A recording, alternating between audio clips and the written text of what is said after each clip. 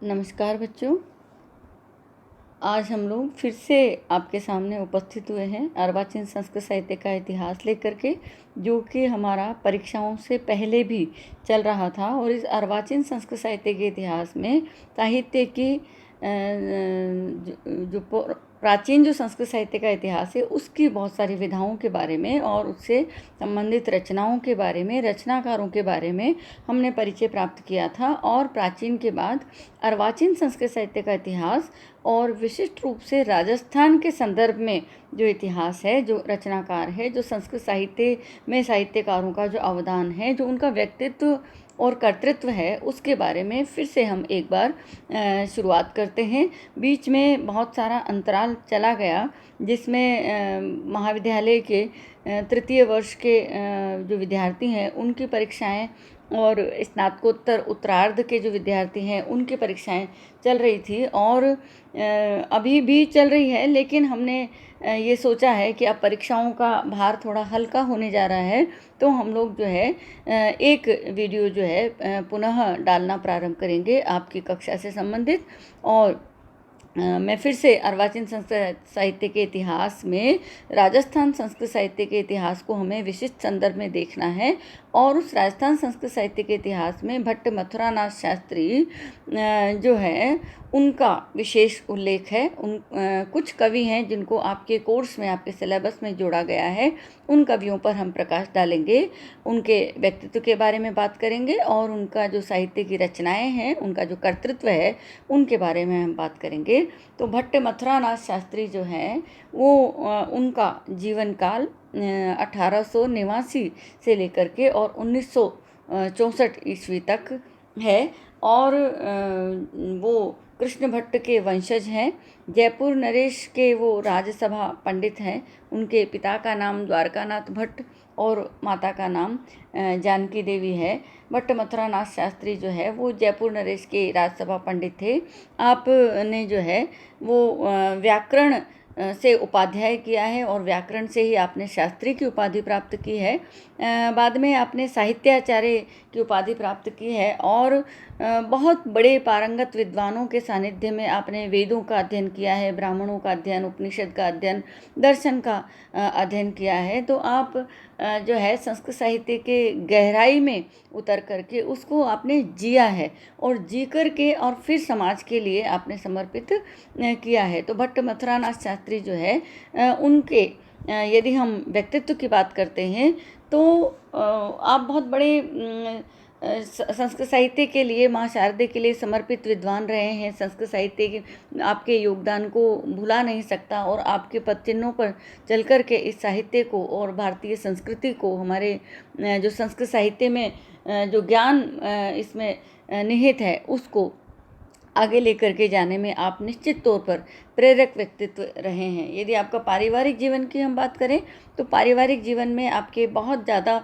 उतार चढ़ाव रहा है और आपके जो है बहुत उतार चढ़ाव आपने देखे हैं। लेकिन उसके पश्चात आपके विवाह आदि में जो है आपने बाधाएं जीवन में देखी और दुर्घटनाएं भी आपने देखी। आपने जीवन सहचर को अपने विपत्ति में देखा, लेकिन उसके बाद आप जो है जीवन में आपके बहुत ही बड़े विद्वान, संस्कृत साहित्य में समर्पित जीवन देने वाले जो कलानाथ शास्त्री और कमलानाथ शर्मा जो हैं वो आपके पुत्र हैं। देवेंद्र नाथ देवर्षि, धीरेन्द्र देवर्षि और प्रांजल शर्मा जो हैं वो आपके पौत्र हैं।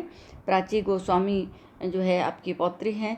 और इसके बाद जो उनके अगली पीढ़ी जो है उसमें आपके जो दोहित्र हैं, हेमंत शेष हैं, जयंत गोस्वामी हैं, भारतेंदु तेलंग है, कल्पना गोस्वामी है, नीलिमा जी हैं। ये आपका एक विस्तृत जो है संस्कृत साहित्य को समर्पित विद्वानों का परिवार रहा है। और आपके परिवार ने हमेशा संस्कृत साहित्य को और इसकी जो धरोहर है उसको आगे बढ़ाने के लिए आपने काम किया है। आपने 1925 से लेकर के और 1931 तक संस्कृत प्राध्यापक के रूप में आपने काम किया है। 31 से 34 तक आप जो है इंस्पेक्टर ऑफ स्कूल्स जो है वो रहे हैं। और 1934 से 1942 तक आप महाराजा संस्कृत कॉलेज में प्रोफेसर रहे हैं और विभागाध्यक्ष भी रहे हैं।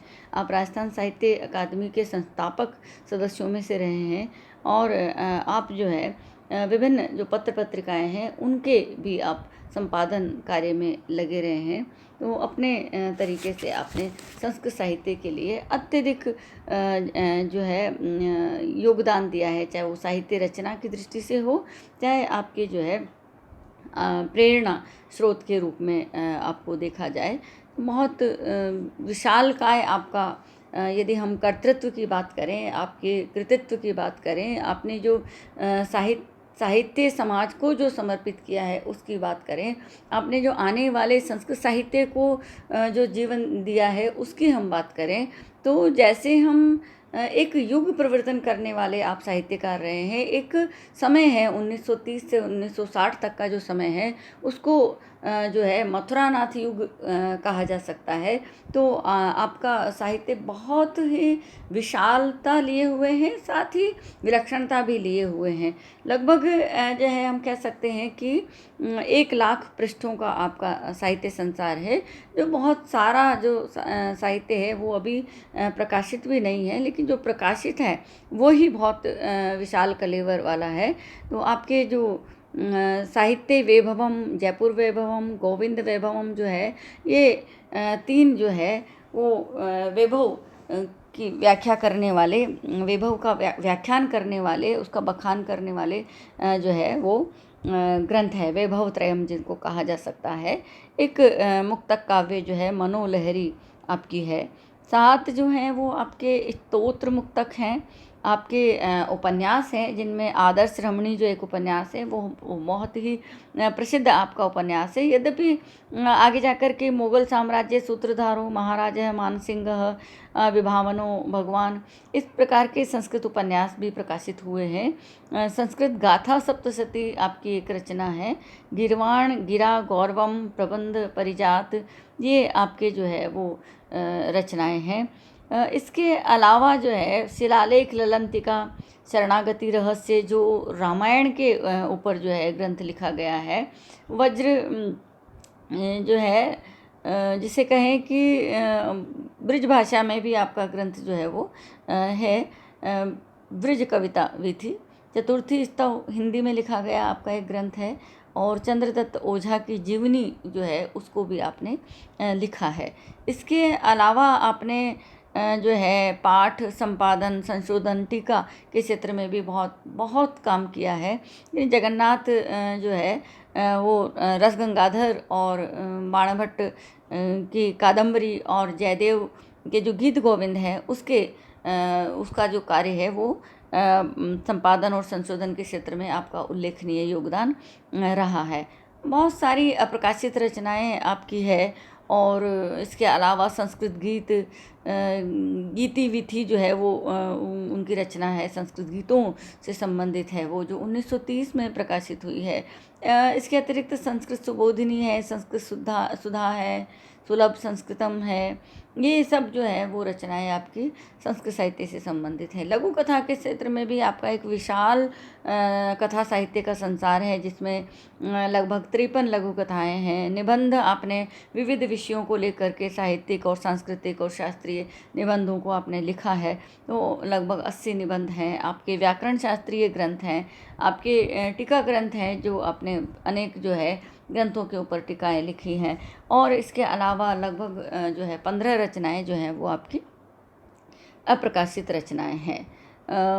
इस प्रकार से यदि हम देखें तो प्रभाकर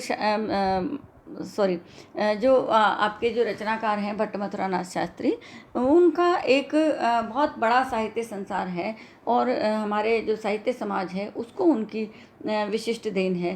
तो आदर्श रमणी उपन्यास के क्षेत्र में जब हम उपन्यासों की बात करते हैं तो उनका एक विशिष्ट योगदान स्वीकार किया जाता है। जयपुर वैभव में उन्होंने जयपुर का जो है वो बहुत ही सुंदर वर्णन किया है और बहुत सारे जो है उनके जो जयपुर वैभव के जो श्लोक हैं वो बहुत सुंदर श्लोक हैं। गोविंद वैभव जो है वो भक्ति रस का एक ग्रंथ है जिसमें बहुत सारे मुक्तक हैं, उनका संग्रह है। और जो है ये जो भट्ट मथुरानाथ शास्त्री अथवा जो मंजूनाथ है, उनके जो है वो उनके क्षेत्र में भी उन्होंने जो है बहुत सारा काव्य सौष्ठव की दृष्टि से, काव्य कला की दृष्टि से उनका एक विलक्षण योगदान है। ये जो है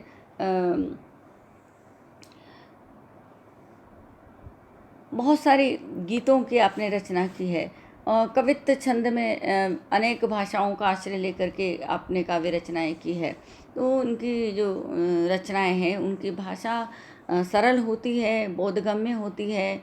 उनमें बहुत सारे छंदों का आपने प्रयोग किया है और सामाजिक विषयों को लेकर के और उपदेश नीति शास्त्र आदि को लेकर के और बहुत सारी कथाएं आपने लिखी है। और इनकी जो कथाएं हैं उनमें आधुनिक परिवेश और आधुनिक समय का प्रभाव जो है वो दिखाई देता है। ये जो कथाएं हैं, उनके जो संवाद हैं, उनकी जो विषय वस्तु है, उनके जो कथानक है, वातावरण है, जो परिवेश है उनका, वो सब जो है उसमें कलात्मकता और प्रभाव उत्पादकता जो है वो दिखाई देती है। इस तरीके से भट्ट मथुरानाथ शास्त्री जो हैं वो इस अर्वाचीन संस्कृत साहित्य के और विशिष्ट रूप से राजस्थान का जो संस्कृत साहित्य है उसके संदर्भ में आपका एक विलक्षण योगदान जो है वो कहा जा सकता है। तो बच्चों, जब आप अर्वाचीन संस्कृत साहित्य का इतिहास तैयार कर रहे होंगे, क्योंकि अभी तक ज़्यादातर जो आपको पुस्तकें मिलती है, पुस्तकालय में मिलती है अथवा आप जब बाज़ार में जाते हैं तो संस्कृत साहित्य के इतिहास की बुक्स बहुत सारी मिलती है, लेकिन अर्वाचीन संस्कृत साहित्य के ऊपर अभी क्योंकि ये चल रहा है, वर्तमान दौर है, अभी भी जो रचनाकार हैं वो रचनाएं कर रहे हैं और जो रचनाकार हैं वो अपने कृतित्व का संसार उनका निरंतर बढ़ रहा है। तो आपको जो है इनसे संबंधित ग्रंथ जो है वो ढूंढने में परेशानी होती है।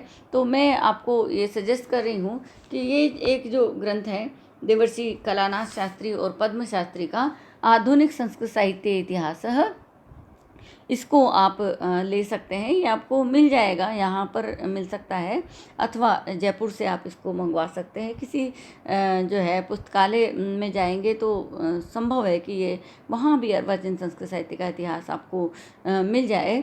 और एक आधुनिक संस्कृत काव्य परंपरा करके जो एक ग्रंथ है श्री केशव मुसलगांवकर का लिखित, ये जो संस्कृत साहित्य का इतिहास है, ये इसने आधुनिक संस्कृत काव्य परंपरा की विविध विधाओं के दृष्टिकोण से इस ग्रंथ को लिखा है। और जो आधुनिक संस्कृत साहित्य इतिहास है इसको कवियों के दृष्टिकोण से लिखा गया है। अर्थात जब हम विधाओं की बात करते हैं तो अर्वाचीन संस्कृत साहित्य के महाकाव्य कौन कौन से हैं, उनके कथा साहित्य कौन कौन से हैं, उनके खंड काव्य, स्तोत्र साहित्य, ये सब के दृष्टिकोण से जो है वो लिखा गया है। और आधुनिक संस्कृत साहित्य इतिहास में जो कवि हैं उन कवियों ने क्या क्या लिखा है वो एक जगह आपको मिल जाएगा। तो आप कवि को देखना चाहेंगे, आधुनिक संस्कृत साहित्य इतिहास में आपको मिलेगा। अगर आप विधाओं को देखना चाहेंगे एक जगह पर समग्र रूप से, तो आधुनिक संस्कृत काव्य परंपरा में जो है आपको मिल जाएगा। ये पुस्तकें ये हो सकता है कि यहाँ आपको नहीं मिले, लेकिन आपको जो है वो आपके जो पुस्तक विक्रेता हैं उनको बोल करके भी आप मंगवा सकते हैं। क्योंकि आधुनिक संस्कृत साहित्य का इतिहास जो है, इसकी रचनाएं, इसके जो ग्रंथ हैं वो छोटी जगहों पर और यहाँ मार्केट में कम उपलब्ध हैं, तो आप इसको मंगवा सकते हैं। इसके अलावा आप जो है, समय बदल रहा है, अब गूगल पर भी पुस्तकें उपलब्ध हैं। तो जो पुस्तक यदि आपको बाज़ार में उपलब्ध नहीं होती है तो उस पुस्तक को आप गूगल पे खोल सकते हैं और खोल करके उसको आप पढ़ सकते हैं। तो आधुनिक संस्कृत काव्य परंपरा अथवा आधुनिक संस्कृत साहित्य इतिहास, इसको आप जो है गूगल पर खोलें, या जो साइट्स हैं अमेज़ॉन वगैरह, वहाँ से आप ऑनलाइन भी ऑर्डर करके इनको मंगवा सकते हैं। लेकिन इनको पढ़ें ज़रूर बच्चों। जो हम यदि किसी भी साहित्य अथवा किसी विषय की गहराई में यदि हम जाना चाहते हैं तो अच्छे लेखकों की अच्छी पुस्तकों को पढ़ने से हमारा जो एक दृष्टिकोण है साहित्य के प्रति अथवा किसी विषय के प्रति वो बनता है। यद्यपि संस्कृत साहित्य में जो पुस्तक का जो टीकाकार है या जो व्याख्याकार है वो एक अलग बात है, लेकिन हमारे जो मूल जो साहित्यकार हैं यदि हम कालिदास को पढ़ना चाहते हैं तो कालिदास का जो मूल जो ग्रंथ है उसको हमारे पास होना चाहिए। और उसकी टीका आप ऐसा निश्चित नहीं है कि आप इन्हीं एक टीकाकार का जो है वो ग्रंथ ले, आप किसी भी टीकाकार का ग्रंथ ले सकते हैं, लेकिन कालिदास का जो मूल पाठ्य विषय वस्तु है वो आपको सभी ग्रंथों में मिलेगी। तो इसी तरीके से और जो हमारे जो साहित्यकार हैं, संस्कृत के जो रचनाकार हैं, उन पर भी ये बात लागू होती है कि हमारा जो मूल विषय है वो हमको पुस्तकों में उपलब्ध होता है, टीकाकार बदल सकते हैं। तो यहाँ जो है आप संस्कृत साहित्य के इतिहास को ले लें। अभी हम लोगों ने शुकनास उपदेश पढ़ लिया है और संस्कृत साहित्य का इतिहास जो है उसको हम पढ़ लिया है। और संस्कृत साहित्य का इतिहास की एक यूनिट है आपके, और उसमें उन्होंने बताया है कि कौन कौन से कवि आपको पढ़ने हैं और अर्वाचीन संस्कृत साहित्य के इतिहास में राजस्थान के विशिष्ट संदर्भ में किन कवियों को हमें देखना है। तो उसमें हमने भट्ट मथुरानाथ शास्त्री को आज देखा है। आगे चल करके हम जो है पंडित गिरधर शर्मा, नवरत्न आदि कवियों को भी देखेंगे, जो राजस्थान के संस्कृत साहित्य के विकास में अपना योगदान अपने तरीके से करने वाले हैं। उनका योगदान किस प्रकार का रहा है इसको हम निरंतर देखेंगे। और इसके साथ में आपका जो एक पेपर है उसमें अभिज्ञान शाकुंतल मुख्य है।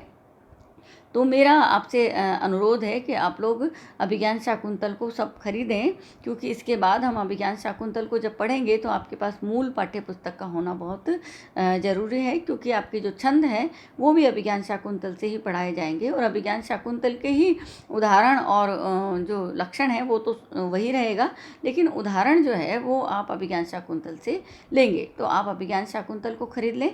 हम संस्कृत साहित्य का इतिहास जो है वो लगभग पढ़ चुके हैं। कुछ दिनों में लगभग 4 या 5 दिन में ये जो संस्कृत साहित्य का इतिहास है वो हम समाप्त कर देंगे। और उसके बाद हम अभिज्ञान शाकुंतल को पढ़ेंगे, साथ ही जो छंद है उनको पढ़ेंगे। और वैदिक जो आपका पाठ्य पुस्तक में है तो वैदिक के अंतर्गत आपके जो है ईशावास्योपनिषद आपके कोर्स में है और ऋग्वेद के सूक्त जो हैं वो आपके कोर्स में है। यद्यपि ईशावास्योपनिषद जो है वो एक हमारे जो महाविद्यालय के जो दूसरे प्रोफेसर्स हैं वो आपको पढ़ा रहे हैं, लेकिन मैं भी जो है इसको ईशावास्योपनिषद को आपको बताऊंगी। लेकिन हम चाहते हैं पहले आप उनको पढ़ें जो आपने बिल्कुल नहीं पढ़ा है। तो संस्कृत साहित्य का इतिहास और शुकनासोपदेश के बाद हम लोग जो है अभिज्ञान शाकुंतल को देखेंगे, ईशावास्योपनिषद को देखेंगे, और जो वैदिक जो ग्रंथ है, वैदिक जो सूक्त हैं उन सूक्तों को हम देखेंगे। साथ ही व्याकरण में कारक प्रकरण जो है इसका मैंने आपको PDF डाला है उस ग्रुप पे, तो आप कारक प्रकरण के सारे जो नियम है उनको मैंने वहाँ बताया है उदाहरण सहित, तो वहाँ से आप इसको पढ़ लेंगे। और इसके अलावा प्रत्यय जो है वो हम पढ़ेंगे। अगली जो क्लासेस हैं उसमें मैं आपको प्रत्येक के जो नोट्स हैं वो PDF के रूप में उपलब्ध करवाऊंगी, तो उसको आप जो है वहाँ से पढ़ लें। तो हमें कोशिश करके, क्योंकि ये कोरोना काल है, क्योंकि हम लोग जो है महाविद्यालय में निरंतर जो है अध्ययन अध्यापन के जिसे कहें कि अनवरत अध्ययन के रूप में कब एक दूसरे से मिल पाएंगे, परंतु हम चाहते हैं कि ये आपका जो कोर्स है वो हम ऑनलाइन क्लासेस के माध्यम से पूरा करते रहें, तो आपके अध्ययन में बाधा भी उपस्थित नहीं हो और हम अपना काम जो है निरंतर करते रहेंगे। तो आपके जो है पढ़ाई जो है वो आपके बिल्कुल टच में रहेगी। आप उससे बीच में एक जो अंतराल नहीं आना चाहिए। तो आप लोग जो है फिर से इसको प्रारंभ करें। और ये जो भट्ट मथुरानाथ शास्त्री है, इनके व्यक्तित्व के बारे में और इनके कर्तृत्व के बारे में जो हमने आज देखा है, इसको आप जो है एक बार पुनः देखें। और यदि आपको कोई शंका, कोई जिज्ञासा है जिनका समाधान चाहिए, तो आप मुझसे फ़ोन पे भी बात कर सकते हैं और आप मुझसे व्हाट्सएप मैसेज भी कर सकते हैं। और जो है जो ग्रुप हमने बनाया हुआ है उसमें भी अपने जो प्रश्न हैं, जो आपकी क्वेरीज़ हैं, उनको आप टाइप कर सकते हैं, तो मैं आपको जवाब दूंगी। तो आज के लिए इतना ही। आगे जो है हम अगली कक्षाओं में राजस्थान के संस्कृत साहित्य के इतिहास के बारे में बहुत जो है जितना आपके कोर्स में है उस दृष्टिकोण से ही, बहुत विस्तार नहीं करते हुए संक्षेप में परंतु पूर्णता लिए हुए हम इसके अध्ययन को जारी रखेंगे। एक बार पुनः आप लोग जो है वो स्वास्थ्य का ध्यान रखें।